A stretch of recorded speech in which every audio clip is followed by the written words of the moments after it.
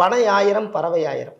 சரி. பறவை கொல்லாம இருந்தா அது 1000 ஆண்டு காலம் அது உலகத்துல நல்லா வாழுமா. ம். பனையை அறுக்காம இருந்தீங்கன்னா அது 1000 வருஷத்துக்கு அந்த ஓலை எத்து போகாதான். ஓ. அதான் பனை 1000 பறவை 1000. ஓ.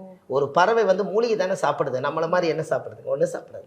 அது அழகான ஒரு மூலிகை எடுத்து ஒன்று எடுத்ததுன்னா ஒரு நாள் பூரா ஜீரணமாக வரைக்கும் ஒண்ணுதான் எடுத்துக்குது. எல்லா நேரம் அது பண்றதில்ல, அது விளையாண்டுட்டு இருக்கும். ஆமா. அது மூலிகை தான் சாப்பிடுது. அப்ப அந்த காலத்துல சித்தர்கள் எல்லாம் மூலிகையை கண்டுபிடிச்சு வைத்தியம் பார்த்தது பறவைகளை வச்சுதான்.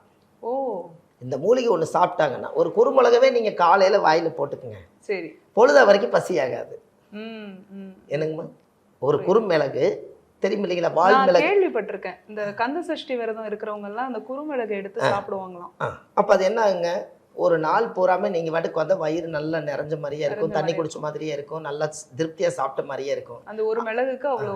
அப்ப அந்த தியான நிலையில இருக்கிறவங்க எல்லாமே பசிக்குன்னு சொல்லி போட்டு தியானத்தை கட் பண்ண மாட்டாங்க அப்பெல்லாம். ஆமா.